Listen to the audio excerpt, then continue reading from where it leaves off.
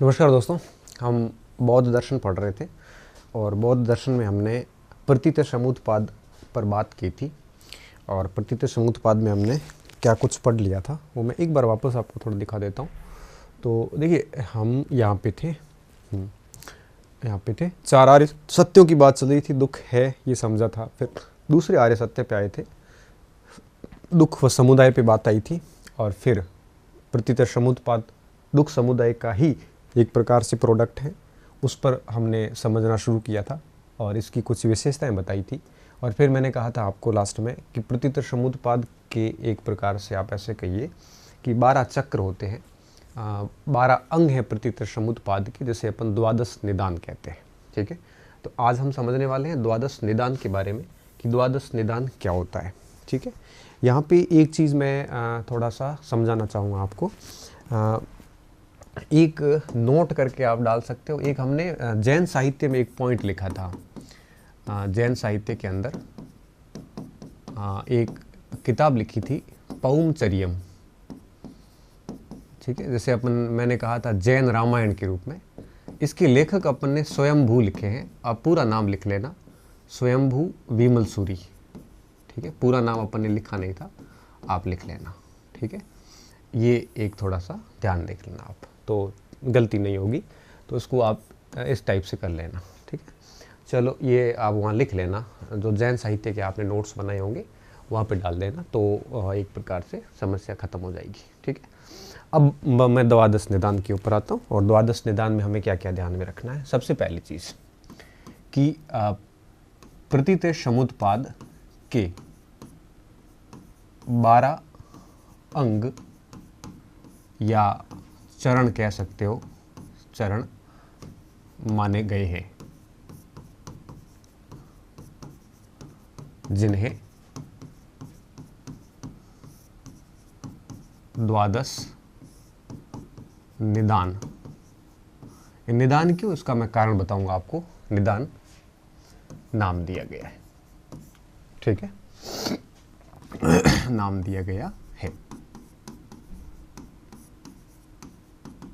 ठीक है, अब देखिए ये जो द्वादश निदान है, इसमें जैसे मैं कुछ एग्जाम्पल दूं। जैसे सबसे पहला द्वादश निदान है अविद्या, दूसरा है संस्कार। अविद्या के कारण संस्कार उत्पन्न होता है। अगर अविद्या को नष्ट कर दिया जाए तो संस्कार अपने आप ही नष्ट हो जाएंगे। तो द्वादश निदान एक प्रकार से निदान भी साथ में बताता है कि कार्य का निदान क्या हो सकता है, वो साथ में बताता है, इसलिए हम उसको 12 के 12 निदान ही कहते हैं। ठीक है, अब जैसे अविद्या का नाश करें तो संस्कार का नाश हो जाता है, अगर संस्कार का नाश करें तो विज्ञान का नाश हो जाता है, अगर विज्ञान का नाश करें तो नाम रूप का नाश हो जाता है, नाम रूप का नाश करें तो आपके स्पर्श, फिर वेदना, तृष्णा, स्पर्श, वेदना, तृष्णा, उपादान, ये एक आगे से आगे सब नष्ट होते जाएंगे। तो 12 के 12 निदान है यहाँ पे, इसलिए हम उसको द्वादश निदान कहते हैं। ठीक है, पहली चीज़। दूसरी बात, इन्हें है वो यूँ कहिए कि कई और नामों से भी द्वादश निदान को जाना गया है। ठीक है, कई और नामों में, जैसे अगर मैं कुछ नाम बताऊं आपको, तो उसको अपन भाव चक्र भी कहते हैं। ठीक है, संसार का चक्र कह सकते हो, इसको अपन धर्म चक्र भी कहते हैं, इसको अपन जन्म मरण चक्र भी कहते हैं, जन्म मरण चक्र भी कहते हैं, चक्र कहते हैं। इसके अलावा अगर अपन इसमें एक और द्वादश निदान का पॉइंट देखें तो यह तीनों कालों को का संबंध बताता है। ठीक है, तीनों कालों का संबंध बताता है। कैसे, देखिए, अब देखिए, जैसे अतीत हो गया, भूतकाल हो, अतीत हो गया हमारा वर्तमान हो गया, और हमारा आपके भविष्य हो गया।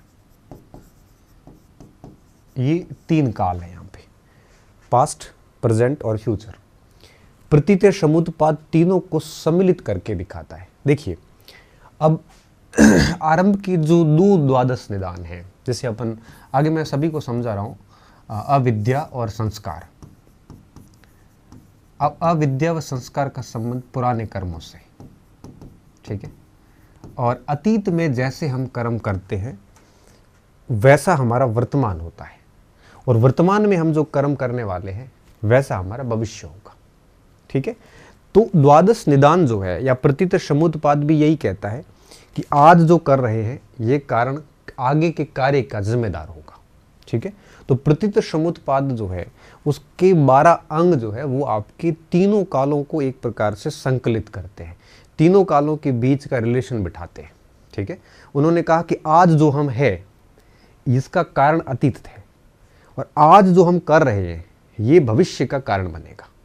समझ गए ना? आज जो हम है ना, आज हम जो है ये किसका कारण है? ये कारण है हमारे अतीत के कारण आज हम हैं। जैसा हमने अतीत में किया था वैसे हम आज है, और आज जो कर रहे हैं ऐसा हमारा भविष्य होगा। ठीक है। इसमें इन्होंने क्या किया कि 2 निदानों को रखा है अतीत के अंदर, 8 को रखा है वर्तमान में, और 8 और 2 10, और 2 रखे इन्होंने भविष्य में, जाति और जरा मरण। आगे मैं समझाऊंगा सभी को। तो इस प्रकार से द्वादश निदान तीनों कालों को रिप्रेजेंट करता है। ठीक है। अब तीनों कालों को रिप्रेजेंट करता है, इसलिए हम इसको संसार चक्र भी कहते हैं, भव चक्र, धर्म चक्र, जन्म मरण चक्र भी बोलते हैं इसको अपन। ठीक है। चूंकि 12 के 12 ही निदान दिखाते हैं इसलिए हम इनको है वो द्वादश निदान भी कहते हैं। तो अब हम क्या करेंगे, एक एक को समझने वाले हैं कि द्वादश निदान है कौन से।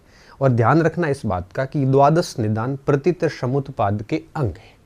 प्रतीत समुत्पाद क्या कहता है कि किसी भी कार्य के पीछे कोई कारण जिम्मेदार है, और द्वादश निदान में वही बात बताई गई है कि कौन सा कार्य है, कौन सा कारण है यहाँ पे। ठीक है। अब मैं उसको अगली स्लाइड पे ले जाके आपको समझा रहा हूँ कि द्वादश निदान किस प्रकार से वर्क करता है। ठीक है। अब देखिए हम यहाँ पे क्या करते हैं, एक गोल घेरे बना देते हैं इसके। अब 1 2 ये 3 कर लेते हैं यहाँ पे। ठीक है। 3 यहाँ पे कर लेते हैं। अब देखिए ये 3 हो गए यहाँ पे, और इधर कर लेते हैं 3, हाँ 1 2 3। उसके बाद में हम चलो आगे से आगे करते रहेंगे। ठीक है। अब देखिए सबसे पहला द्वादश निदान है अविद्या। ठीक है। पहला, इसका क्रम भी पूछते हैं कई बार, मैं क्रम से ही लिखवाऊंगा और क्रम बहुत इंपॉर्टेंट है इसका। अब देखिए अविद्या क्या है। अविद्या का तात्पर्य ये है यहाँ पे कि अगर किसी व्यक्ति को 4 आर्य सत्यों की जानकारी ना हो तो उसे अपन अविद्या कहते हैं। ठीक है। 4 आर्य सत्यों का ज्ञान नहीं होना, आर्य सत्य का ज्ञान नहीं होना, नहीं होना। और विद्यार्थियों जब इसमें आर्य सत्यों के ज्ञान नहीं होता है तो विभिन्न प्रकार के उलुल जुलुल कर्म करता जाता, वो कारण उत्पन्न करता जाता है। ठीक है। तो इसके चलते वो विभिन्न प्रकार के अज्ञानता से विभिन्न कार्य कर देता है, विभिन्न कार्य करता है, कर्म करता है। ठीक है। विभिन्न प्रकार के क्या कर देता है, कर्म करता है, और संभवतः वो अज्ञानता से ही कर रहा है, क्योंकि उसके पास में वो दृष्टि नहीं है, वो विद्या नहीं है जिससे वो अपना अज्ञानता दूर करके वही कार्य करे जो उचित है। ये सभी प्रकार के कार्य कर लेता है। ठीक है। और विभिन्न प्रकार के जब कर्म करता है तो कर्म संकलित हो जाते हैं, कर्म संकलित होते हैं, और कर्म संकलित होने को कहते हैं संस्कार। क्या कहते हैं? संस्कार।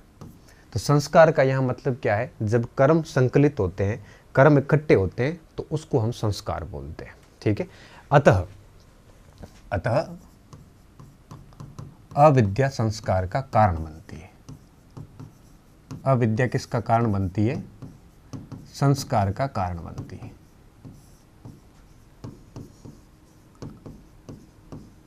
कारण बनती है, बनती है। अगर अविद्या का नाश कर दिया जाए, का नाश कर दिया जाए कर दिया जाए तो संस्कार का निदान हो जाएगा। ये पहला निदान हो गया, ठीक है। तो ये कारण भी है और ये निदान भी है। तो देखिए, प्रतितर समुत्पाद में मैंने आपको स्टार्टिंग में बोल दिया था कि वो कारण भी बताता है और निदान भी बताता है। यहाँ संस्कार की उत्पत्ति का कारण अविद्या है, ये बता दिया, और संस्कार का निदान अविद्या को नष्ट करने में। तो कारण भी बता रहा है और निदान भी बता रहा है, इसलिए हम इसको द्वितीय और तृतीय दोनों आर्य सत्यों में रखते हैं। लेकिन एक थोड़ी सी समस्या आती है। कई बार परीक्षक क्या करता है कि ऑप्शन में 1, 2, 3, 4 चारों आर्य सत्य दे देता है, और प्रश्न क्या देता है कि प्रतितर समुत्पाद का संबंध निम्नलिखित में से कौन से आर्य सत्य से है। वैसे तो ये दूसरे और तीसरे दोनों आर्य सत्यों से, लेकिन इस स्थिति में हमारे सामने एक विकल्प चुनना है। अब उस स्थिति में हम क्या विकल्प चुने? तब हमें चुनना चाहिए दूसरा आर्य सत्य। क्यों? क्योंकि तीसरे आर्य सत्य की बातें हैं इसमें, लेकिन मेन बात जो है ना वो है दूसरे आर्य सत्य की। अगर दूसरा आर्य सत्य नहीं होता तो तीसरे आर्य सत्य का कोई महत्व नहीं होता। इसलिए इन दोनों में अगर भारी चेक करना हो तो दूसरा हो। अच्छा हाँ, अगर ऐसे आ जाए कूट चुनिए तो दूसरा और तीसरा दोनों कहीं मिलता है तो आप उसको टिक कर से सही मानेगा, कोई गलत नहीं है इसमें, ठीक है। अगर दोनों साथ में आते हैं तो वैसे विवादित हो जाता है, फिर भी आपको क्या करना है, आपको दूसरा आर्य सत्य करना है। क्यों?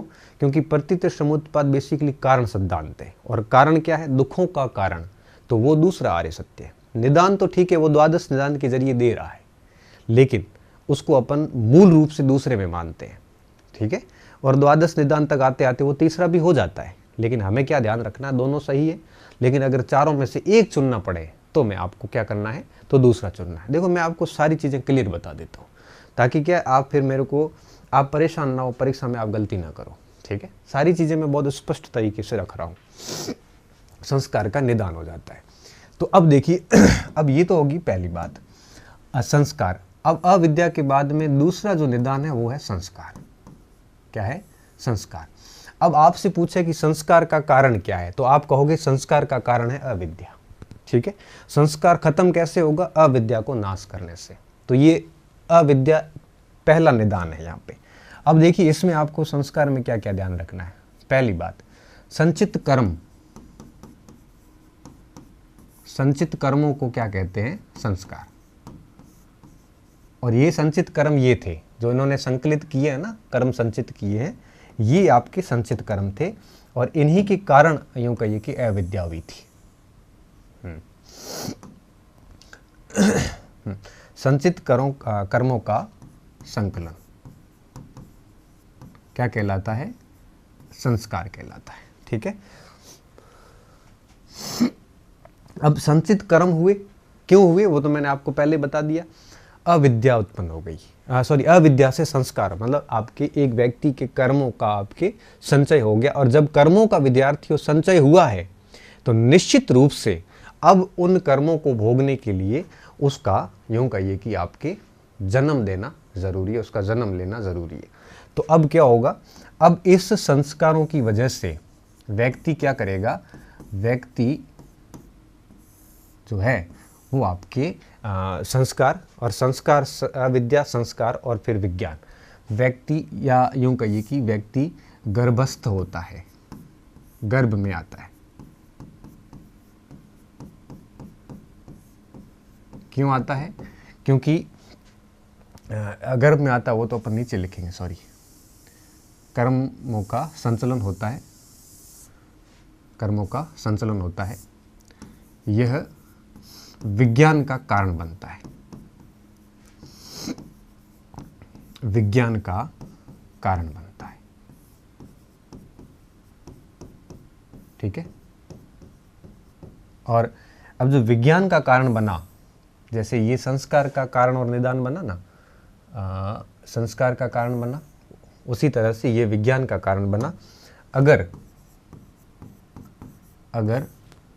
संस्कार नष्ट कर दिए जाए, मतलब पूर्व संचित कर्म नष्ट कर दिए जाए, तो पुनः जन्म नहीं होगा। विज्ञान का मतलब यहाँ से चेतना से, जब बच्चा गर्भ में प्रवेश करता है तो उसमें चेतना जागृत होती है, उस चेतना को विज्ञान बोलते हैं, ठीक है। अगर संस्कार नष्ट हो कर दिए जाए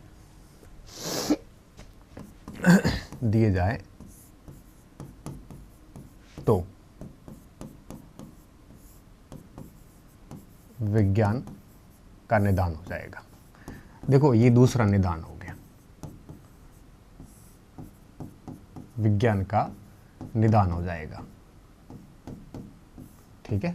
क्योंकि जो कारण है वही निदान है। कोई बीमारी का पहले कारण पता किया जाता है, अगर कारण मिल जाता है तब कहते हैं उस कारण को खत्म कर दिया जाए तो उसका निदान हो जाएगा, कोई दिक्कत नहीं आएगी। तो देखिए विज्ञान का निदान कैसे हो सकता है, तो विज्ञान का कारण और विज्ञान का निदान दोनों क्या है, संस्कार है। तो अब तीसरे पे हम आते हैं और हमारा जो तीसरा यूं कहिए कि जो ये निदान है वो है आपके विज्ञान, ठीक है।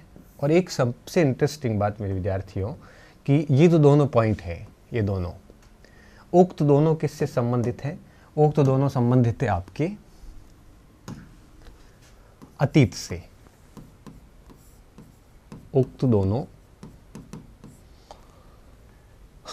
अतीत से संबंधित है,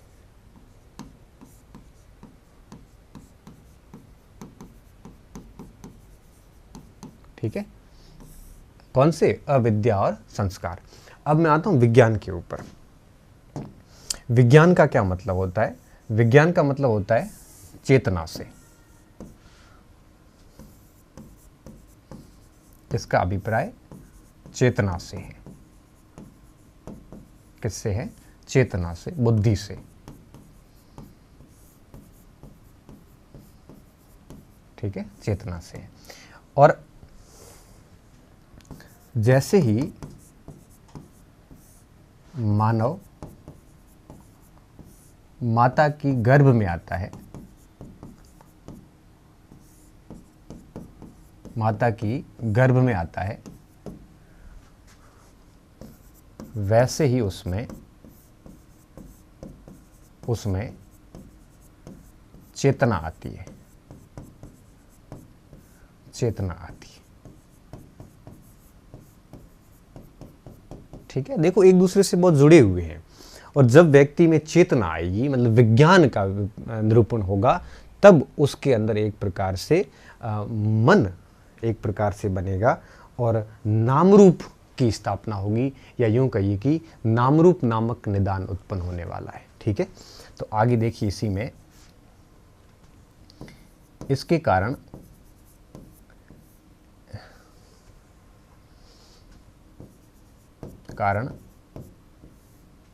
नामरूप या नामरूप का कारण विज्ञान है, नामरूप का कारण विज्ञान है। अब नामरूप क्या है आगे बताता हूं मैं। नामरूप का कारण क्या है, विज्ञान है, ठीक है। नामरूप का कारण विज्ञान है। अगर विज्ञान को नष्ट किया जाए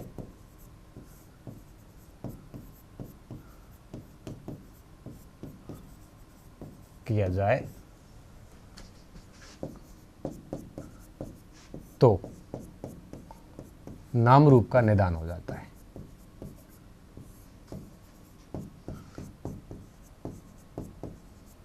ठीक है। तो ये तीसरा निदान हो गया।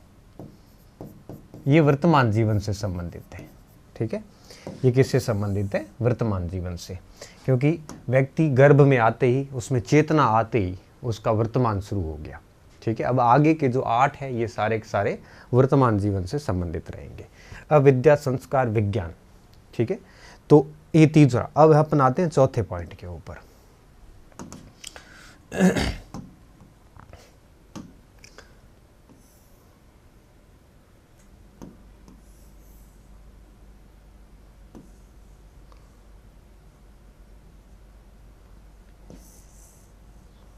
ठीक है। अब क्या है ना कि करना तो पड़ेगा और कोई ऑप्शन नहीं अपने पास। आपको लग रहा है कि सर जल्दी करो, तो जल्दी तो होगा नहीं, क्योंकि सीखने के लिए समय चाहिए होता है और अच्छी चीज़ें हमेशा समय मांगती है, ठीक है। अब देखिए नाम रूप की बात करते हैं। नाम रूप क्या कहता है? इसमें देखो दो शब्द हैं, एक है नाम। नाम में 4 स्कंद आ जाते हैं। रूप आ जाता है, इसमें रूप, संज्ञा, विज्ञान व वेदना। रूप सॉरी गलती के लिए, संज्ञा, वेदना, विज्ञान, वेदना संस्कार होगा एक और, रुकिए, संज्ञा होगा ना, हाँ संज्ञा वेदना हो गया ना, संस्कार बच गया, प्लस संस्कार। ये 4 स्कंद है टोटल। कितने? 4 स्कंद। इन 4 स्कंदों को हम क्या कहते हैं? ये 5 स्कंद की कहानी में आगे बताऊंगा। तो नाम के अंदर क्या आता है? नाम के अंदर 4 तत्व आते हैं, रूप, वेदना, रूप नहीं आता सॉरी, संस्कार, विज्ञान, वेदना और संज्ञा। ठीक है, ये 4 चीजें आती है। उसके बाद में जो रूप बच गया, रूप में क्या आता है? रूप में 4 रूप आ जाते हैं, अग्नि का है, पृथ्वी का है, जल का है और वायु का है। ठीक है, तो इसमें क्या क्या आता है? अग्नि प्लस जल प्लस वायु प्लस स्थल, काय। ठीक है, ये 4 काय इसमें आ जाते हैं। और जैसे ही हम इन 4 स्कंद प्लस नाम प्लस रूप को मिलाते हैं, तब हम इसे पंच स्कंद कहते हैं। क्या कहते हैं? इनको अगर मिला दें, नाम के 4 तत्व, 4 स्कंद ऊपर वाले प्लस रूप बराबर पंच स्कंद। और जब हम जैन धर्म की बौद्ध धर्म की क्षण भंगुरता पढ़ते हैं कि सारी तत्व क्षण भंगुर है और बौद्ध धर्म अनात्मवादी है, तो जब हम अनात्मवादी पढ़ेंगे तब उसमें मैं एक बात बताऊंगा आपको कि जब एक मनुष्य, एक मानव की मृत्यु होती है तो सभी तत्व अपने अपने में समाहित हो जाते हैं। कोई भी ऐसा शाश्वत तत्व शेष नहीं बचता जिसे अपन आत्मा कहें। और पंच तत्वों में बॉडी विलीन हो जाती है, पंच स्कंदों में विलीन हो जाती है। तो पंच स्कंदों में अग्नि वाला अग्नि में चला जाता है, जल वाला जल में, वायु वाला वायु में, इस प्रकार से है वो सभी अपने अपने में चले जाते हैं, कोई तत्व शेष नहीं बचता। तो यह पंच स्कंद आगे जाके हमें अनात्मवादी और क्षण भंगुरता को समझाने वाले। ठीक है, तो नाम रूप का क्या मतलब हुआ? नाम रूप एक प्रकार से पंच स्कंद की बात करता है। ठीक है, अब देखिए इसमें आगे है क्या, तो आपको इसमें पंच स्कंद बहुत बढ़िया तरीके से याद रखने हैं। अब इसमें ध्यान क्या रखना है? जब व्यक्ति गर्भस्थ शरीर में प्रवेश करता है तब उसके यूं कहिए कि भ्रूण में वो मानसिक और आपके शारीरिक रूप से शारीरिक अवस्था प्राप्त कर लेता है। क्योंकि स्टार्टिंग के क्या होता है ना, 5 सप्ताह तक तो कुछ भी बनता कुछ नहीं, मानसिक और शारीरिक विकास नहीं होता है। लेकिन कुछ समय बाद में, ठीक है ना, विज्ञान के कुछ समय बाद में जो गर्भस्थ हुआ है उसकी मानसिक और शारीरिक व्यवस्था बननी शुरू हो जाती है। मतलब आपके वो अंडा जो था आपके, वो यूँ कहिए कि बच्चा बनना शुरू हो जाता है। ठीक है, उसको अपन नाम रूप कहते हैं। तो आप ऐसे समझिए कि गर्भ में प्रवेश करना तो विज्ञान था, गर्भ में मानसिक व शारीरिक, अब जो मानसिक है वो तो ये चीजें मिल जाती है, शारीरिक में अग्नि जल वायु स्थल ये चीजें आके मिल जाती है। शारीरिक अवस्था प्राप्त करता है, अवस्था प्राप्त करना क्या कहलाता है? नाम रूप कहलाता है। और जब बच्चे के अंदर ये सारी चीजें हो जाती है तब उसके अंदर इंद्रियों का विकास होना शुरू हो जाता है और यह षडायतन का कारण होता है। षडायतन क्या है आगे मैं बताता हूं। षडायतन का कारण है तथा इसका विनाश षडायतन का, इससे कंफ्यूज मत होना, ये ऊपर का मैटर है ना, ये आपकी यूँ कहिए कि ये ऊपर वाली अवधारणा है, तो कहीं आप गलती न कर बैठो, इसकी अवधारणा ये तथा इसका विनाश षडायतन का निदान है, षडायतन का निदान है। ठीक है, तो देखिए ये हो गया एक और निदान। और मुझे नहीं पता कि आपको कितना समझ में आ रहा है, लेकिन मुझे मज़ा आ रहा है और मैं उम्मीद करता हूँ कि आपको भी मज़ा आना चाहिए। ठीक है, तो अब देखो नाम रूप के बाद में अब आ जाएगा षडायतन। षडायतन, अब देखिए षडायतन में क्या है। षडायतन में 6 आयतन है। कितने? 6 आयतन है इसमें। 6 आयतन कौन कौन से? तो इसमें आपके 5 इंद्रियां आ जाती है। ठीक है, आँख, कान, नाक, त्वचा, जीभ, है ना, ये 5 इंद्रियां प्लस मन। ये मन यहाँ डेवलप हो गया था। 5 इंद्रियां प्लस मन क्या होती है? षडायतन होती है। इसे हम 6 आयतन होने के कारण उसको अपन क्या कहते हैं? षडायतन। और जब व्यक्ति में षडायतन आता है, इंद्रियां विकसित होती है, तब वो स्पर्श को महसूस कर सकता है, स्पर्श को महसूस कर सकता है। ठीक है, और षडायतन स्पर्श का कारण होता है। षडायतन स्पर्श का कारण है। स्पर्श का क्या है? कारण है। अगर षडायतन को नाश कर दे,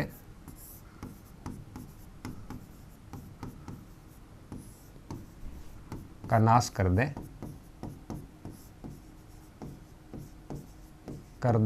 तो स्पर्श का निदान हो जाता है।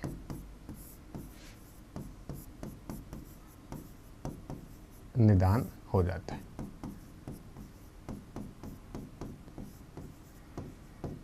ठीक है, तो आप समझ हो गए स्पर्श का निदान क्या है और स्पर्श का कारण क्या है। ये बात बहुत इंपॉर्टेंट है। और षडायतन खुद क्या है। तो अब जब षडायतन आ गया, तो षडायतन के बाद में आगे जो आपके निदान आने वाला है वो है स्पर्श। ठीक है, क्योंकि हर आगे वाला जो है, इससे आगे वाला, उसका कारण और उसका निदान होता है। ठीक है, षडायतन यहाँ आया तो षडायतन ऊपर भी आएगा, आगे आगे ऐसे चलता जाएगा। अब अपन आते हैं स्पर्श के ऊपर कि स्पर्श का क्या मैटर है। ठीक है, स्पर्श का मतलब होता है महसूस करना। आप इसको ऐसे समझ सकते हो कि इंद्रियों का विषयों से संयोग होना। बाहरी विषय जो है कोई भी हो, उनका जब इंद्रियों से संयोग होता है, जब उनका कांटेक्ट होता है, आपस में कांटेक्ट होता है, तो उस भावनाओं को हम स्पर्श बोलते हैं। समझ, सीधी सी बात है, आप जा रहे हो, मैंने आपको टच किया, इस विषय का आपकी त्वचा से स्पर्श हुआ है, संयोग हुआ, इसको अपन स्पर्श कहते हैं। ठीक है, तो हम क्या लिखेंगे कि इंद्रियों का विषय से संपर्क होना या संयोग होना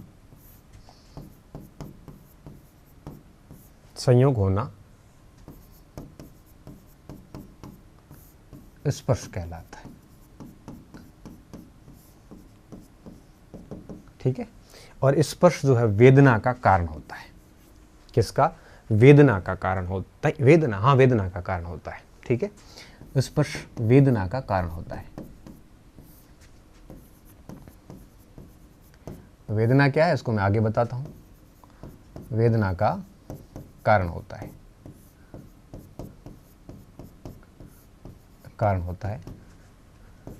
स्पर्श का विनाश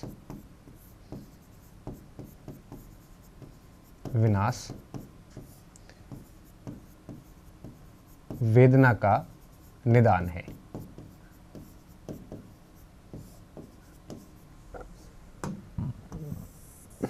सॉरी। ठीक है, ये बात हो गई इसमें। अब स्पर्श हो गया, स्पर्श के बाद में आ गया वेदना। वेदना का मतलब होता है सुख दुख की अनुभूति। जो व्यक्ति सुख और दुख को महसूस कर सकता है, अनुभूत कर सकता है, उसे अपन वेदना बोलते हैं। ये शब्द बड़े कॉमन शब्द है, इसमें मुझे नहीं लगता कि आपको कोई दिक्कत आई होगी। ठीक है, स्पर्श के बाद में हम वेदना पे आ रहे हैं। आप इसको लिखते जाओ और अगले स्लाइड पे आ रहे हैं।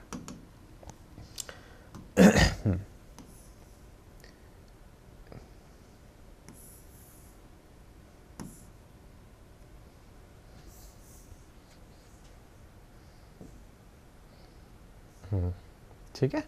अब देखिए, हाँ, कहाँ तक ले लिया?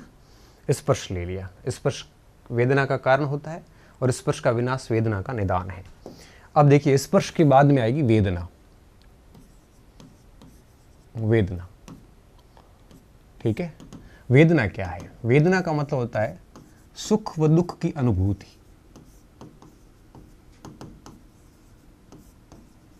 की अनुभूति क्या कहलाती है? वेदना कहलाती है। अब देखो ये विद्यार्थियों, वेदना ये 3 टाइप की है। कितनी?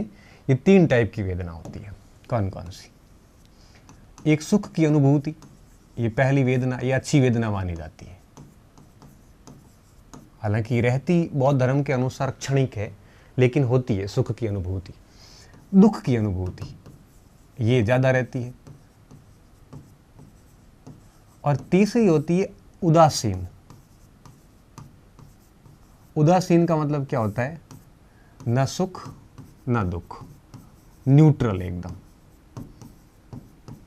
अनासक्त, जैसे आप कह सकते हो। ठीक है, तो सुख दुख की अनुभूति वेदना कहलाती है। आगे देखिए, अब इस वेदना के कारण ही तृष्णा उत्पन्न होती है। ये सबसे इंपॉर्टेंट पॉइंट है। क्यों?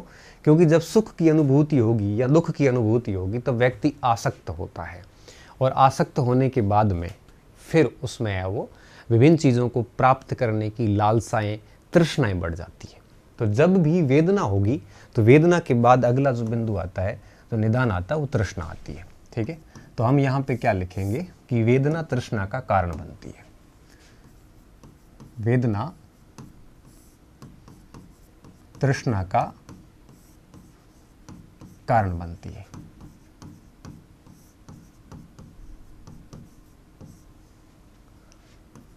अब देखिए, यहां पे मैं एक चीज आपको बताना चाहूंगा। चलो पहले पूरा करते हैं। कारण बनती है और वेदना का विनाश तृष्णा का निदान है।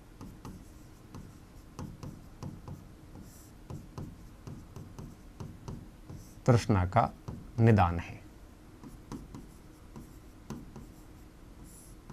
अब यहां पे एक बहुत इंपॉर्टेंट बात, देखो, ये दुख की अनुभूति, हम कहते हैं ना दुखों का कारण क्या है, तब यहां पे बात आती है कि दुख किस कारण से हो रहा है।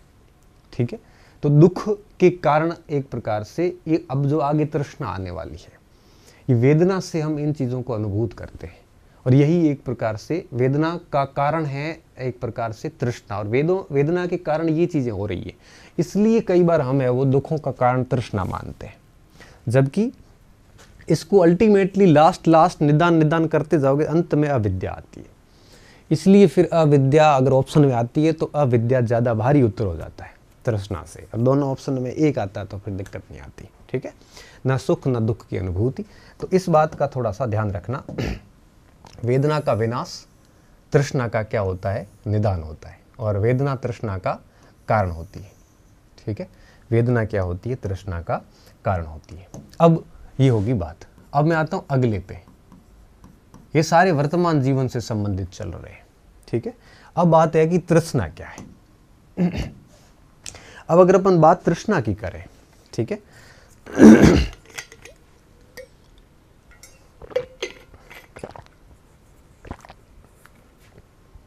तो जैसा कि मैंने बताया ना कि विषयों के प्रति हमारी आसक्ति ही तृष्णा है।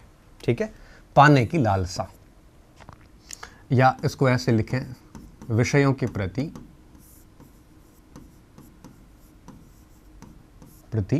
आसक्ति क्या है? तृष्णा है। ठीक है, पाने की इच्छा कह सकते हो आप सामान्य भाषा में।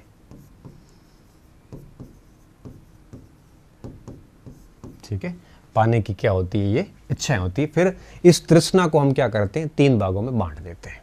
ठीक है, इसके 3 रूप आ जाते हैं। आसक्ति तृष्णा है, इसके 3 रूप है। कौन कौन से? भाव तृष्णा। भाव तृष्णा क्या होती है? जीने की इच्छा। ठीक है, इसके अलावा आपकी वैभव तृष्णा, धन वगैरह पाने की इच्छा। और तीसरी होती है काम तृष्णा, आपकी इंद्रियों के सुख की तृष्णा। ठीक है, भाव का मतलब क्या हुआ? जीने की इच्छा। जीने की इच्छा क्या कहलाती है? भाव। और वैभव का मतलब होता है धन वगैरह प्राप्त करना, और काम का मतलब होता है इंद्रियों का सुख, ये तृष्णा। तो इस टाइप से 3 टाइप की तृष्णा विकसित हो सकती है। और इस काम, भाव, वैभव, ये हो गया, ठीक है। अब वैभव की जगह विभव कर देना, सॉरी, विभव कर देना, ठीक है। ये 3 प्रकार की तृष्णा हो गई। और अब देखिए विद्यार्थियों, इस तृष्णा की वजह से ये तृष्णा किसी न किसी का कारण है, और कारण किसका? उपादान का। तृष्णा उपादान का कारण बनती है। उपादान क्या, मैं आगे बताता हूं। उपादान का कारण है तृष्णा का नाश, उपादान का निदान है।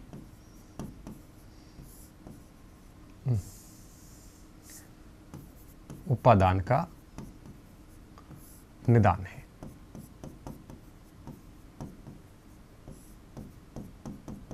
ठीक है। तो देखिए, तृष्णा का नाश ही उपादान का निदान है, और तृष्णा एक प्रकार से उपादान का क्या है? कारण है। तो अगला हमारा निदान क्या हो जाएगा? उपादान हो जाएगा।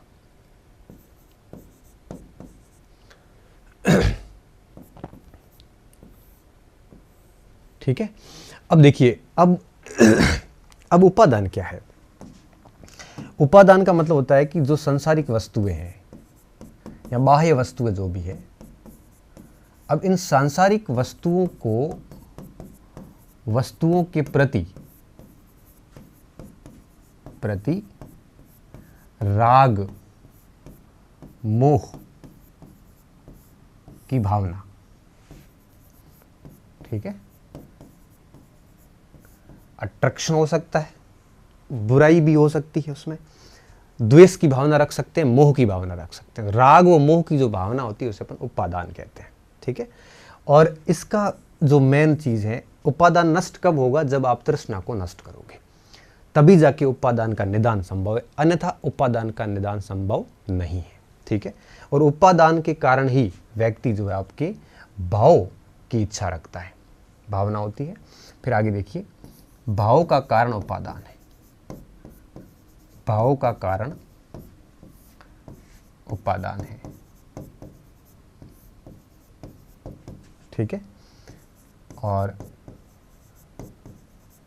भाव का मतलब हो गया आपकी वर्तमान दुनिया, वर्तमान जीवन की बात चल रही है। उपादान का नाश भाव का निदान है, भाव का क्या है? निदान, ठीक है। तो देखिए, आपको इसमें बहुत कुछ सीखने को मिल रहा होगा, काफ़ी कुछ चीज़ें क्लियर हो रही है। तो भाव का कारण क्या है? उपादान, और उपादान का नाश ही भाव का क्या होता है? निदान होता है। तो अब अगला जो हमारा, लिख लो इसको, अब आगे जो शेष बचे वो अब आएगा सबसे पहले भाव।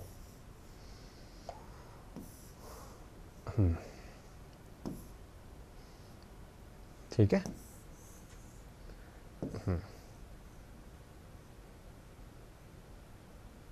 ठीक है। अब देखिए कहाँ तक आ गए? भाव, उपादान तक आ गए। अब 3 बचे हैं, भाव बचा है, और जाति बचा है, और जरा मरण बचा है, ठीक है। जरा मरण, ये 3 बच गए, तीनों के बारे में अभी ले रहा हूं। अब देखिए, भाव क्या है? भाव का मतलब होता है जन्म प्राप्त करने की इच्छा। अभी तक बच्चा गर्भ में ही था, उसको वर्तमान बोलते हैं। गर्भ में आते ही वर्तमान शुरू हो जाता है उसका, अभी तक ये वर्तमान में ही है, ठीक है। और गर्भ से बाहर निकलते ही सीधा उसके भविष्य शुरू हो जाता है। तो जन्म, भाव, जन्म लेने की इच्छा, क्योंकि जन्म लेगा तभी उपादान, तृष्णाएं सारी पूरी होगी। जन्म लेने की इच्छा क्या कहलाती है? आपके भाव। मतलब आप इसको ऐसे कह सकते हो कि जो भाव है ये आपके एक प्रकार से पुनर्जन्म की बात करता है, पुनर्जन्म की इच्छा, ठीक है। पहली बात। दूसरी बात, ये भाव जाति का कारण बनता है, जाति का कारण बनता है।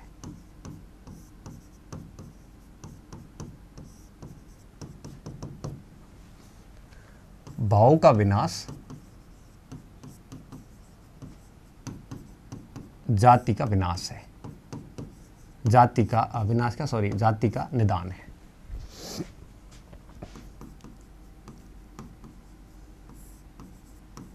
ठीक है, ये बात होगी इसमें, जाति का कारण और जाति का निदान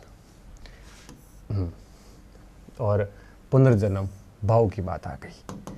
ठीक है, अब हम आते हैं इस पे आपके, अब बात आई कि भाव के कारण जाति, जाति का मतलब होता है आपके जन्म लेना।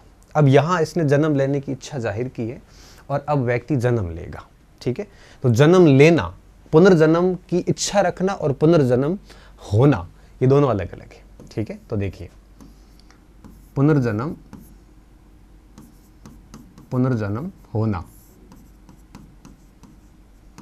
अथवा जन्म लेना क्या होता है, जाति। ठीक है, अथवा जन्म लेना, जब जन्म हो जाता है तो उसे अपन क्या कहते हैं, जाति बोलते हैं। और ये जरा मरण का कारण होता है, क्योंकि अब जरा मरण मतलब मृत्यु, मृत्यु का कारण, मृत्यु किसके कारण है, जन्म के कारण। अगर जन्म ही नहीं होता तो मृत्यु नहीं होती। ठीक है, और अगर जन्म को नष्ट कर दोगे तो मृत्यु अपने आप ही नष्ट हो जाएगी। ठीक है, पुनर्जन्म होना अथवा जन्म लेना, जाति जरा मरण का कारण है।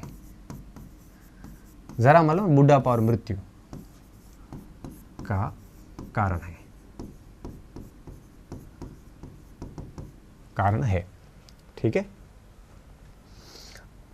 जाति को नष्ट किया जाए, का नष्ट, जाति को नष्ट, जाति का विनाश या नष्ट कह दो, जो भी कहो, जरा मरण का निदान है, जरा मरण का निदान है, निदान है। ठीक है, और अब लास्ट में हम आते हैं जरा मरण के ऊपर। ठीक है, तो जरा मरण का मतलब होता है, सामान्य में बहुत शब्दों में कहूं तो आपके बुढ़ापा, मृत्यु, बुढ़ापा, मृत्यु। ठीक है, ये हो गया जरा मरण। और जरा मरण जो है ये आपके एक प्रकार से दुखों का सांकेतिक नाम है। क्या है, दुखों का सांकेतिक नाम, सांकेतिक नाम है। ठीक है, ये है बात यहाँ पे, ये हो गया जरा मरण यहाँ पे। तो दुखों का सांकेतिक नाम है ये। और एक चीज और, ये जो दोनों बताई मैंने, ठीक है, ये दोनों उक्त दोनों आपके क्या है, भावी जीवन से संबंधित है। उक्त दोनों भावी जीवन से संबंधित।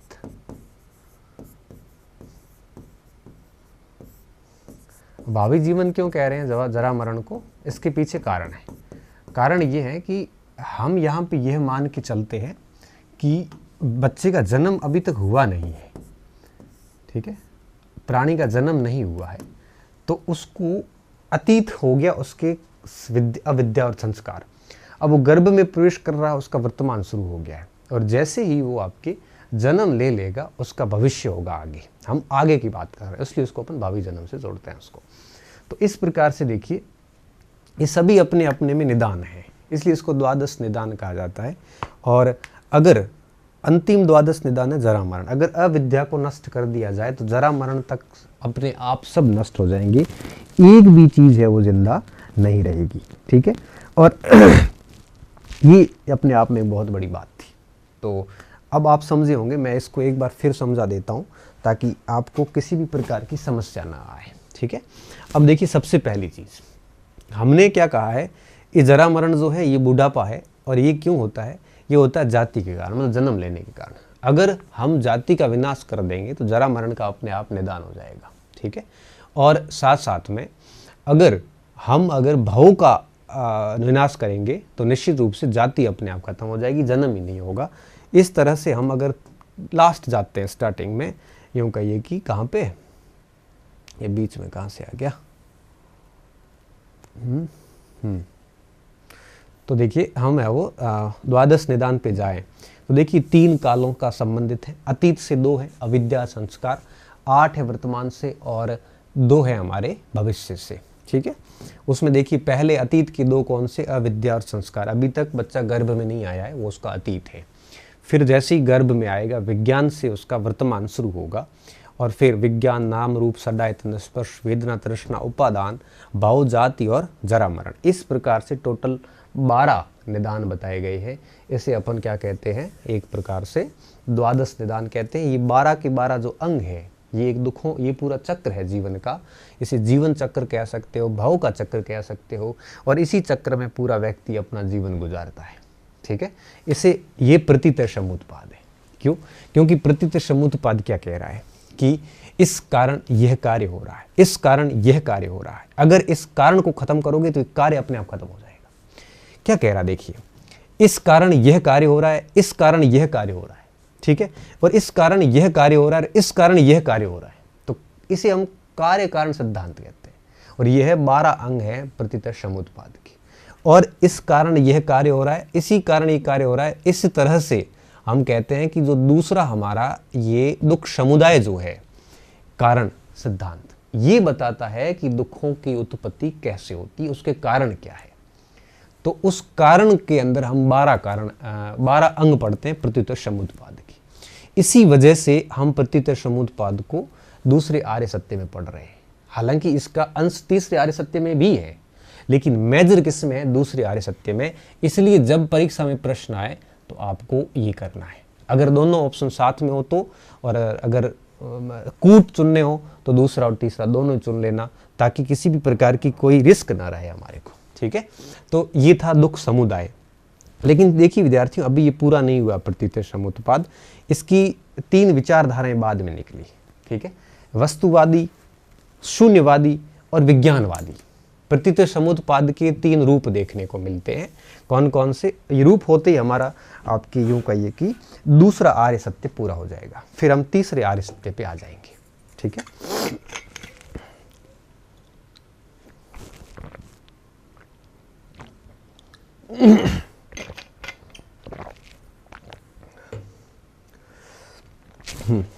ठीक है, अब मैं आ रहा हूं यहां पे, कहाँ गया? तो प्रतीत समुत्पाद की विचारधारा है, या यूं कहिए कि प्रतीत समुत्पाद के 3 दृष्टिकोण के 3 दृष्टिकोण हुए, ठीक है। 3 दृष्टिकोण हुए, कौन कौन से हुए, हम है वो तीनों दृष्टिकोण पर बात करते हैं अभी।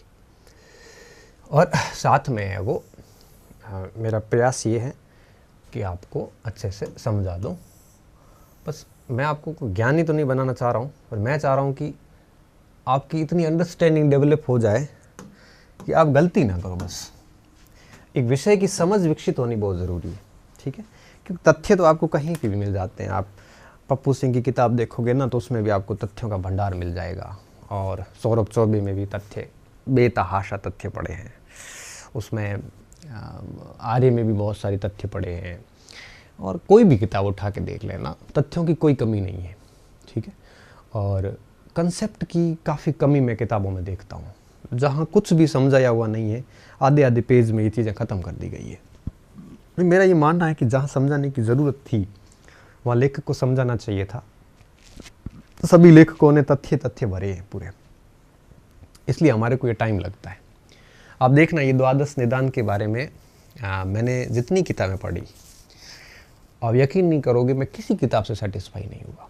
सभी ने आधे अधूरे किताबी भाषा कॉपी हो रखी सारी। एक लेखक ने लिखी, बेचारा लेखक मर गया, उसके बाद में 1990 से कॉपी होनी शुरू हुई है, वो कि वो भाषा सेम चल रही है। किसी ने उसको थोड़ा सा खोल के एक्सप्लेन करने का प्रयास ही नहीं किया।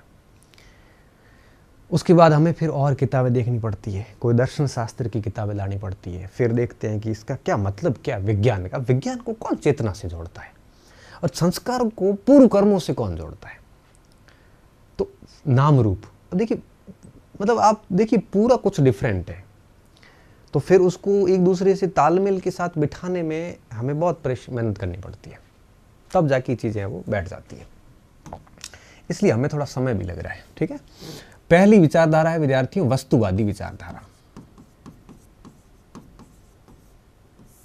ठीक है, कौन सी विचारधारा? वस्तुवादी।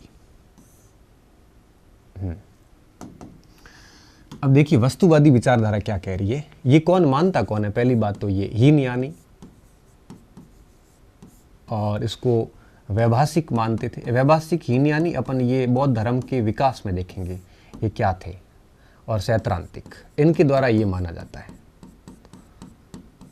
ठीक है, पहली बात। दूसरी बात ये क्या कहते हैं? ये कहते हैं कि वस्तु की उत्पत्ति अनेक कारणों से होती है। तो इसमें कोई नई बात नहीं है, ये बात हम पहले से पढ़ते आ रहे हैं, उत्पत्ति के अनेक कारण। ठीक है, और ये बात मैं आपको प्रतीत समुत्पाद में बता चुका हूँ कि एक वस्तु की उत्पत्ति कई कारणों से होती है। कारण मगर वस्तु जो है उन कारणों से स्वतंत्र है।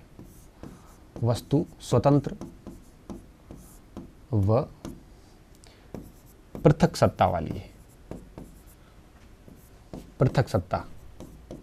ठीक है, उनसे सीधे तौर पे जुड़ी हुई नहीं है, सापेक्ष नहीं है। जो हमने सापेक्षतावादी बात की थी वो ये कह रहा है कि सापेक्ष नहीं है। ठीक है, ये बात ध्यान रखना है। अब आता है दूसरा विज्ञानवादी ने शून्यवादी।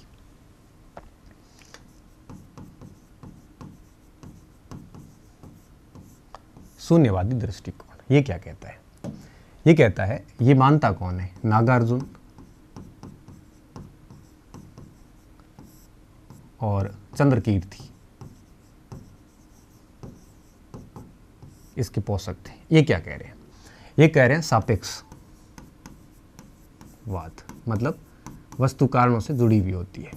ठीक है, क्या कह रहे हैं? ये वस्तु का कार्य और कारण से सापेक्षता सिद्धांत होता है, जो हम पहले ही पढ़ चुके हैं, उसके बारे में बात कर रहे हैं। ठीक है, ये कह रहे हैं कि वस्तुएं स्वभावतः शून्य होती है क्योंकि वो किसी कारण से जुड़ी हुई होती है। वस्तुएं स्वभाव से शून्य क्योंकि वो कारणों पर आश्रित है। और ये क्या कह रहे हैं? कारणों के कारण जरूर, लेकिन है वस्तु स्वतंत्र है, कारणों पर आश्रित है, निर्भर है। ठीक है, आश्रित है, निर्भर है। ये दोनों बातें कहीं न कहीं उसमें आ जाती है प्रतीत समुत्पाद में। तीसरा है आपकी विज्ञानवादी।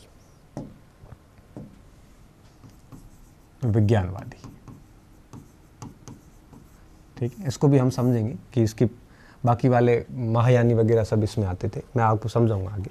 विज्ञानवादी क्या करता है कि शून्यवाद और इन दोनों का खंडन करता है। शून्यवाद व वस्तुवाद का खंडन,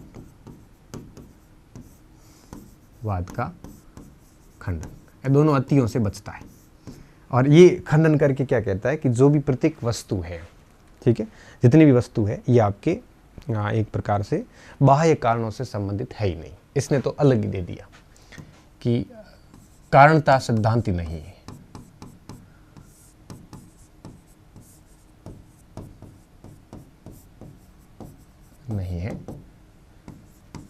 न ही वस्तु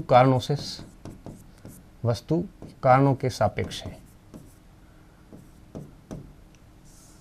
जो वस्तु है, जो कार्य है, यह कारणों के सापेक्ष भी नहीं है।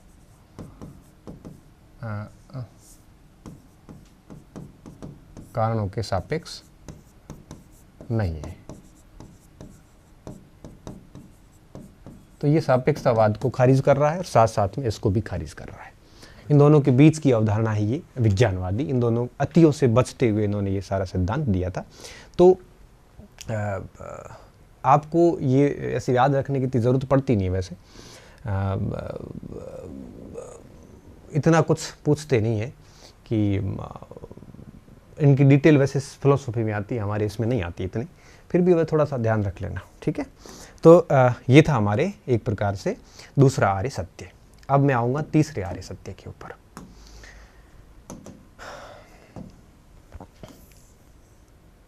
तृतीय आर्य सत्य। तृतीय आर्य सत्य क्या है? दुख निरोध। दुख समुदाय था दूसरा, और ये है दुख निरोध। ये क्या कह रहा है? ये कह रहा है कि दुखों से मुक्ति संभव है।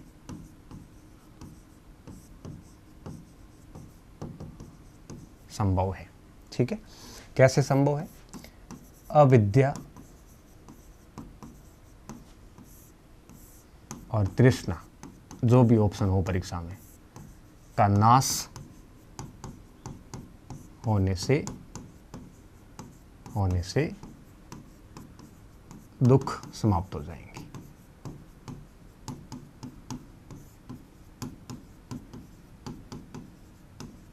ठीक है। अब दिक्कत ये है कि तृष्णा का नाश करें कैसे? भाई सीधी सी बात है, कहना तो बड़ा आसान है कि तृष्णा का अगर नाश करोगे तो आपके ये दुखों का नाश हो जाएगा।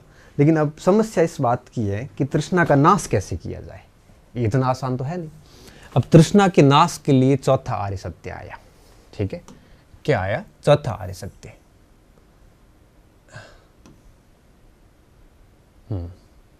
चौथा आर्य सत्य। चौथा आर्य सत्य क्या कहता है? दुख निरोध गामिनी प्रतिपदा। ठीक है। अब ये क्या कहता है? ये कहता है कि अगर आपको दुखों का निरोध करना है, तो तृष्णा का नाश करना है, तो आपको अष्टांगिक मार्ग को फॉलो करना पड़ेगा। ठीक है, अष्टांगिक मार्ग से ही दुखों का नाश संभव है। तो अब देखिए, अष्टांगिक मार्ग की अवधारणा किसमें आती है? चौथे आर्य सत्य में। चीज का ध्यान रखना। ये दुखों का निरोध क्या बता रहा था? ये निदान बता रहा था। ठीक है, इसलिए हम कह रहे थे कि ये मुक्ति संभव है, दुखों से मुक्ति संभव नहीं है। अरे ऐसे कैसे लिख लिया, दिमाग कहां चला गया था। दुखों से मुक्ति संभव है। ठीक है, और अविद्या तृष्णा का नाश होने से दुख समाप्त हो जाएंगे। ठीक है, इस चीज का ध्यान रखना। अब देखो, ये मुक्ति संभव है, मतलब ये निदान की बात कर रही है। तो ये तीसरा आर्य सत्य निदानात्मक है। और इसीलिए मैं कह रहा था कि प्रतीत समुत्पाद जो है वो आपके द्वितीय और तृतीय आर्य सत्य दोनों में आता है, लेकिन मूल रूप से वो दूसरे में आता है। ठीक है, और मैंने बता दिया उत्तर क्या करना है आपको। अब बात ये है कि दुखों का निदान कैसे किया जा सकता है। ये तो कह रहा संभव है, और ये कह रहा है कि इसके लिए करना क्या पड़ेगा। ठीक है, तो अब देखिए,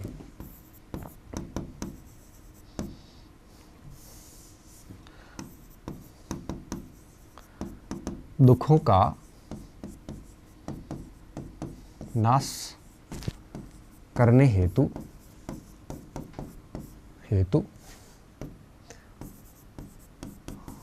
अष्टांगिक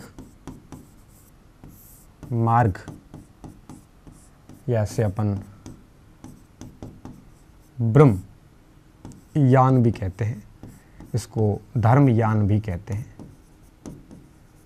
ठीक है, तो अष्टांगिक मार्ग का पालन करना जरूरी है, तभी जाके वो आपके इसको अनुतर संग्राम विजय भी कहते हैं। संग्राम विजय। ठीक है, संग्राम विजय, ये सब इसके नाम है अष्टांगिक मार्ग के। अष्टांगिक मार्ग का पालन करना जरूरी,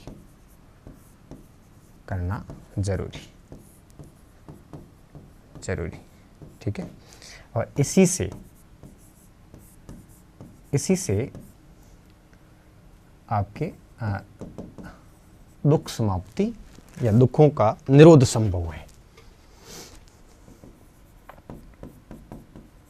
निरोध संभव।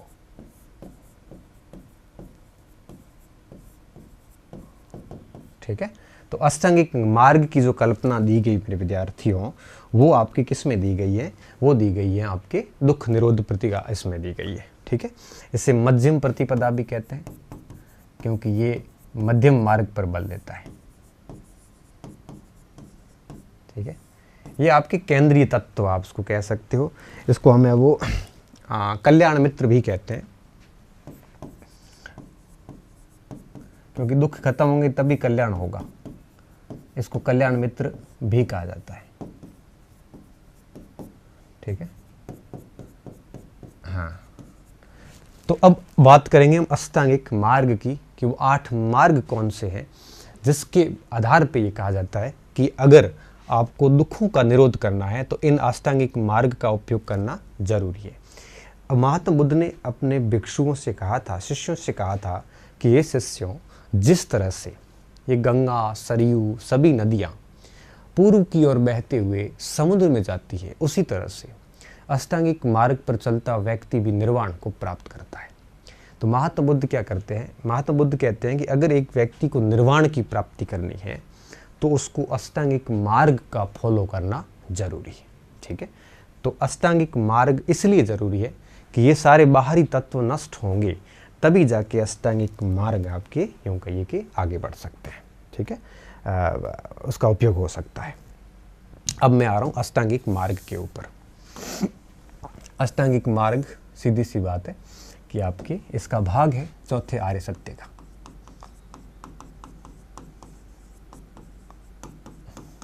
ठीक है, अष्टांगिक मार्ग। अब मैं यहाँ पे पॉइंट वो लिख लेता हूँ, परिभाषा आप लिख लेना कि महात्मा बुद्ध ने क्या कहा था कि जिस तरह नदियाँ पूर्व की ओर बहकर सागर में मिलती है, उसी तरह अष्टांगिक मार्ग व्यक्ति को क्या करवाता है? निर्वाण प्राप्ति करवाता है। क्या करवाता है? निर्वाण प्राप्ति करवाता है। इस चीज का ध्यान रखना। पहली बात आपको यह ध्यान रखनी, ये महात्मा बुद्ध ने कहा था। दूसरी बात, इसको 3 भागों में बांट दिया गया है, जैसे त्रिस्कंद कहते हैं। ठीक है, क्या कहते हैं? त्रिस्कंद कहते हैं।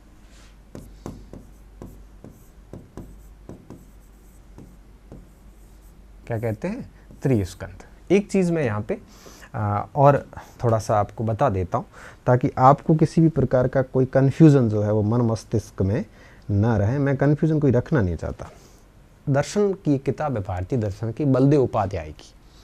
उन्होंने वो एक जगह क्या लिखा है, इन त्रिस्कंद को त्रिरत्न कहा है, जबकि सरासर गलत है। ये त्रिरत्न में बुद्ध, धम्म और संघ को रखा जाता है। ठीक है, बहुत सारी दर्शन शास्त्र की किताबें भी ये मानती है, इतिहास की किताबें भी यही मानती है और कई सारी लोक सेवा आयोगों ने भी ये माना है। टीचर्स लोग भी कई जगह त्रिस्कंद को त्रिरत्न कह के पढ़ाते हैं। ठीक है, लेकिन आपको ये इस बात का ध्यान रखना है कि ये त्रिरत्न नहीं है। ठीक है, मैं इस बात का स्पष्टीकरण आगे दे देता हूँ। तो त्रिस्कंद में इन्होंने 3 स्कंद रखे हैं। अब देखिए 3 स्कंद कौन से रखे। पहला लिखा है प्रज्ञा, प्रज्ञा स्कंद। ठीक है, प्रज्ञा स्कंद। 3 पिलर आप कह सकते हो। ठीक है, प्रज्ञा का मतलब होता है बुद्धि, और इसमें दृष्टि, संकल्प और वाणी 3 सम्यक आ जाते हैं। सम्यक, दृष्टि, संकल्प और वाणी। ठीक है, ये पहले के जो 3 अष्टांगिक मार्ग के पहले की जो 3 मार्ग है, दृष्टि, संकल्प और वाणी, ये तीनों के तीनों आपके प्रज्ञा स्कंद में आते हैं। क्योंकि चाहे संकल्प लेना हो, चाहे आपके दृष्टि रखना हो, दृष्टि का मतलब देखने का नजरिया रखना हो, चाहे आपकी वाणी की बात हो, ये तीनों बुद्धि से होती, प्रज्ञा से होती है। उसके बाद में दूसरा जो स्कंद है वो है शील स्कंद।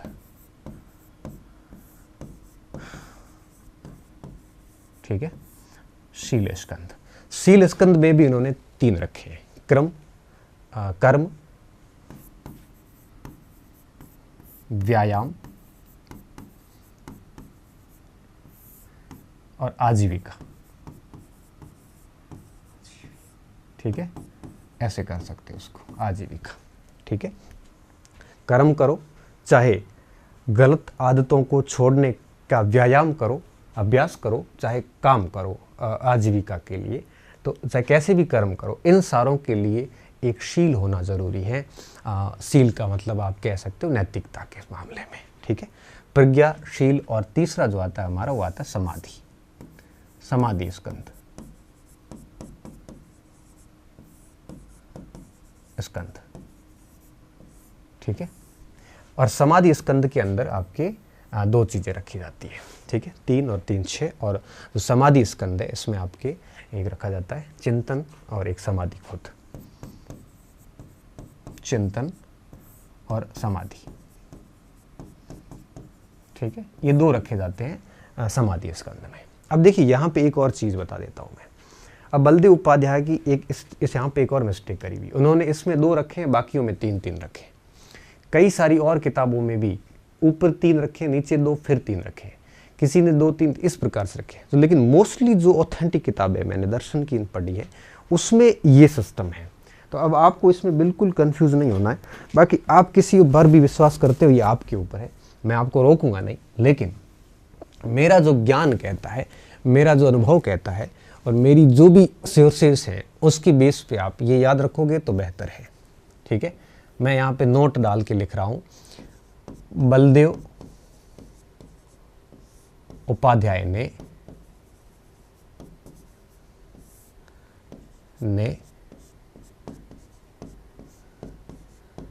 त्रिस्कंद को ही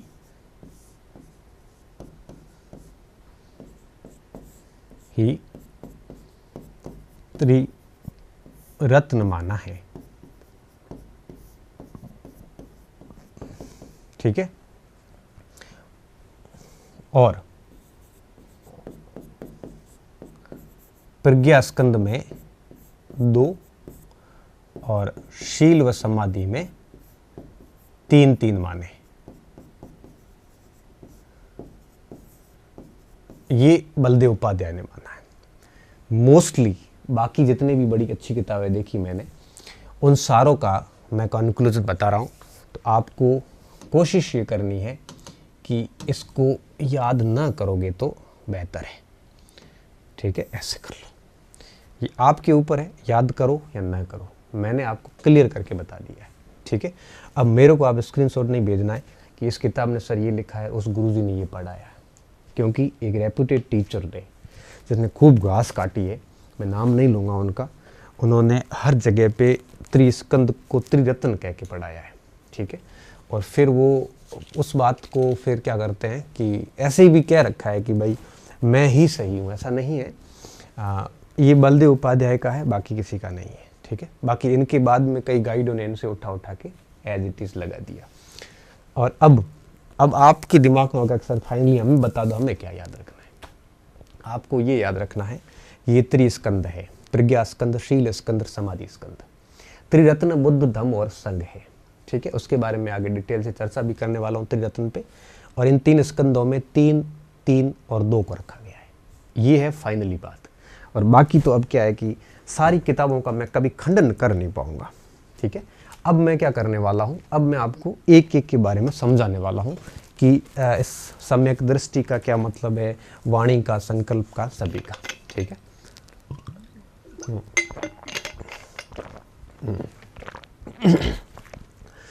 अब प्रज्ञा स्कंद में 3, शील में 3 और समाधि में 2, टोटल 8 हो जाएंगे।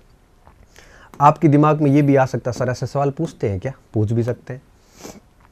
ठीक है, अब मैं अष्टांगिक मार्ग को एक एक को आपके समझाना शुरू कर रहा हूं। ठीक है,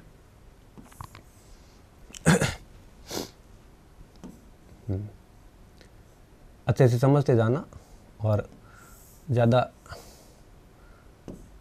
ज्ञान अर्जित करने की कोशिश मत करना, नहीं तो क्या है कि ज्ञानी बन जाओगे, ज्ञानी आदमी परीक्षा में पास नहीं होता है। ये मेरा अनुभव है, ठीक है। अब देखिए, सबसे पहले है सम्यक दृष्टि, उसके बाद में दूसरा है सम्यक संकल्प, ये क्रम से भी याद रखना है। उसके बाद में है सम्यक वाणी या वाच भी बोल सकते हैं। उसके बाद में आता है सम्यक कर्मांत या कर्म भी कह सकते हो। उसके बाद में आएगा आपके सम्यक आजीविका, ठीक है, 1 2 3 4 5। उसके बाद में 3 और आ जाएंगे। आजीविका के बाद में सम्यक 1 2 और 3, ठीक है, 3 हो गए आजीविका। उसके बाद में व्यायाम और स्मृति, और स्मृति या चिंतन एक ही बात है, और समाधि, ये हो गया यहाँ पे, ठीक है। अब अपन आते एक एक के बारे में देखते हैं। 5 और 3 8 हो गए, डन। अब दृष्टि का क्या मतलब है? दृष्टि का मतलब होता है 4 आर्य सत्यों का ज्ञान होना या 4 आर्य सत्यों की समझ। 4 आर्य सत्यों की समझ, ये क्या है? दृष्टि। आपको 4 आर्य सत्यों की अगर समझ है, इसका मतलब आप में वो पर्याप्त दृष्टि है जो आपको समझा सकती है। अगर इसी दृष्टि से रहोगे तो आप कायिक, वाचिक, मानसिक किसी भी प्रकार का गलत काम नहीं करोगे। कायिक, मानसिक, वाचिक, ठीक है, बोलने में, मन में, शरीर में कोई गलत नहीं करोगे। तो दृष्टि का मतलब होता है देखना। देखने का मतलब होता है कि सही गलत की पहचान करना। सही गलत की पहचान का मतलब ये है कि उसमें 4 आर्य सत्यों का एक प्रकार से हो गया है। संकल्प का मतलब होता है अनासक्ति का संकल्प। संकल्प लेना कि मैं किसी के प्रति भी आसक्त नहीं होऊंगा। महात्मा बुद्ध ने जैसे संकल्प लिया था कि मुझे अब ज्ञान प्राप्त करना है, मुझे कोई भी आसक्त नहीं कर सकता, उसे हम क्या कहते हैं? अनासक्ति का संकल्प बोलते हैं। इसमें कई प्रकार के और भी संकल्प होते हैं। अहिंसा का संकल्प, ठीक है, अद्रोह का संकल्प कि किसी भी प्रकार का कोई गलत काम नहीं करूँगा, इस टाइप के संकल्प लेना, ठीक है। तो ये संकल्प हो गया। वाणी का क्या मतलब है? वाणी का मतलब होता है कि मधुर बोलना, ठीक है, संक्षिप्त बोलना, शुद्ध बोलना, ठीक है। और इसके अलावा आपके मधुर, संक्षिप्त, शुद्ध बोलना और अल्प बोलना, फालतू का नहीं बोलना, बकवास नहीं करनी, कहने का मतलब ये है। तो वाणी में क्या होता है? वाणी में इस टाइप से होता है सारी की सारी चीज़ें, ठीक है। सच बोलना, ये सारे वाणी में आ जाता है, ठीक है। देखिए विद्यार्थियों, तीनों चीज़ें है ना बुद्धि से ही हो सकती है। चाहे बोलना हो, चाहे संकल्प लेने हो, चाहे ये आदमी का शील नहीं है, ये बुद्धि है। इसलिए 3 बुद्धि में रखे गए हैं, शील में रखे गए हैं, सॉरी प्रज्ञा में रखे गए हैं। इसलिए हम इसको कहते हैं तीनों को प्रज्ञा स्तंभ, ठीक है। ये एग्जैक्टली यही ऑथेंटिक है, बाकी किताबों ने 2 पता नहीं क्यों लिख लिए। अब आता है तीसरा कर्मांत। कर्मांत में क्या है? करने योग्य कार्य ही करना। कर्मांत में क्या है? कि करने योग्य कार्य करना, योग्य कार्य ही करना, व्यभिचार नहीं करना, गलत काम नहीं करना, है ना, हिंसा नहीं करना। ये जो करने योग्य कार्य का मतलब है कि जो कार्य पाक साफ हो, जो कार्य है वो नैतिक रूप से सही हो, ये काम करना, ये एक अभ्यास होना जरूरी है। ये शील कहलाता है कर्मांत, ठीक है। हिंसा से दूर रहना, और ये लिख लेते हैं, हिंसा नहीं करना, व्यभिचार नहीं करना, ठीक है, गलत आदतें वगैरह, ये सारी चीज़ें नहीं होनी चाहिए। करने योग्य कार्य सारे करने चाहिए। आजीविका क्या है? शुद्ध साधनों से जीवन यापन करना।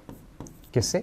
शुद्ध साधनों से, ठीक है। गलत काम नहीं करना, दारू नहीं बेचना, मांस नहीं बेचना, वेश्यावृत्ति नहीं करनी, इसके अलावा हथियार नहीं बेचने, गलत भ्रष्टाचार नहीं करना, छल कपट नहीं करना, है ना। ये इन सारी चीज़ों से पैसे नहीं कमाने, ठीक है। शुद्ध साधनों से जीविका चलाना, ठीक है। ये शुद्ध साधनों से जीविका चलाना। ठीक है, बौद्ध धर्म में वैश्यावृत्ति भी प्रतिबंधित है। वैश्यावृत्ति कह दो, चाहे आप घूस वाला मैटर कह दो, चाहे आपके मादक मदिरा कह दो, मांस कह दो, हथियार कह दो, है ना, ये सारी चीज़ें हैं वर्जित हैं। ऐसे कार्य करके कभी भी आजीविका नहीं चलानी चाहिए। आजीविका के लिए शुद्ध साधनों का उपयोग करना चाहिए। ठीक है, ये है आजीविका। उसके बाद में आता है व्यायाम। यहाँ पे व्यायाम का मतलब सुबह सुबह जिम जाने से नहीं है। व्यायाम का मतलब होता है कि इंद्रियों को अपने नियंत्रण में करने की प्रैक्टिस करना। ठीक है, ताकि अपनी भावनाओं पे काबू पा सके। ठीक है, तो ये व्यायाम क्या है? ये व्यायाम वो अभ्यास है जो गलत भावनाओं को रोकती है, इंद्रियों को एक प्रकार से संयम में रखती है। ठीक है, तो इंद्रियों को संयम में रखना, संयम में रखने का प्रयत्न, इसलिए इसको सम्यक प्रयत्न भी कहते हैं। क्या कहते हैं? सम्यक प्रयत्न भी कहते हैं। साथ साथ में भावनाओं को रोकना, पर नियंत्रण, ये है व्यायाम। ठीक है, ये मानसिक व्यायाम हो गया एक टाइप से। अब बात आती है स्मृति की। स्मृति की मतलब होती है चित्त की जागरूकता, हमेशा होश में रहना, चित्त की जागरूकता। यूं कहिए कि होश में रहना, हमेशा स्वयं से एक प्रश्न करना कि मैं क्या करने आया और मैं क्या कर रहा हूं। इसे स्मृति कहते हैं। हमेशा एक बात याद करके रखना कि मैं क्या कर रहा हूं, मुझे क्या करना चाहिए। ठीक है, मैं क्या कर रहा हूं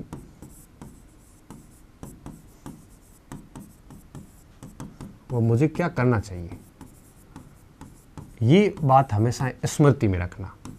ये सम्यक स्मृति है। ठीक है, इसे सम्यक स्मृति कहते हैं। और व्यक्ति इस ऐसे याद रखने से कभी भी अपने उद्देश्यों से भटकता नहीं है। ठीक है, और सम्यक समाधि क्या है? कुशल चित्त की समाधि, बिल्कुल ध्यान योग में बैठ जाना और एक जीवित व्यक्ति मृत्यु के समान हो जाना, जिस पर किसी भी बाहरी चीज़ का कोई फर्क है वो नहीं पड़ता। जैसे अपन विपश्यना भी कहते हैं। आजकल देखो बौद्धों में एक विपश्यना करने जाते हैं लोग, 15-15 दिन के लिए जाते, उसमें वो फ़ोन वगैरह बंद करवा देते, 15 दिन तक वो मठों में रहते हैं। उससे विपश्यना के आश्रम कहे जाते हैं। तो इसमें क्या होता है? चित्त की वृत्तियों का नाश होता है। चित्त की कई सारी जो अलग आदतें हैं उनका नाश किया जाता है, शांति मिलती है, नाश। ठीक है, ये है ध्यान अवस्था। इसे अपन समाधि अवस्था भी कह सकते हैं। ठीक है, इसकी फिर आगे 4 स्तर होते हैं, बहुत सारी बातें और आ जाती है। ये है 8 टोटल अष्टांगिक मार्ग। ठीक है, तो अष्टांगिक मार्ग में 5 और 3, ये 8 याद रखना। इनको अपन त्रिस्कंध में विभाजित करके पढ़ते हैं। ठीक है, इसके त्रिरत्न नहीं कहते, रत्न बुद्ध धम्म और संघ को कहते हैं। तो ये था हमारा आज का टॉपिक, यहाँ पे पूरा करते हैं हम। और कल का जो हमारा लेक्चर होगा उसमें हम दर्शन को आगे बढ़ाएंगे और कल अपन बौद्ध दर्शन को पूरा कर देंगे। ठीक है, बहुत बहुत धन्यवाद विद्यार्थियों। अच्छे रहिए, मस्त रहिए और पढ़ते रहिए।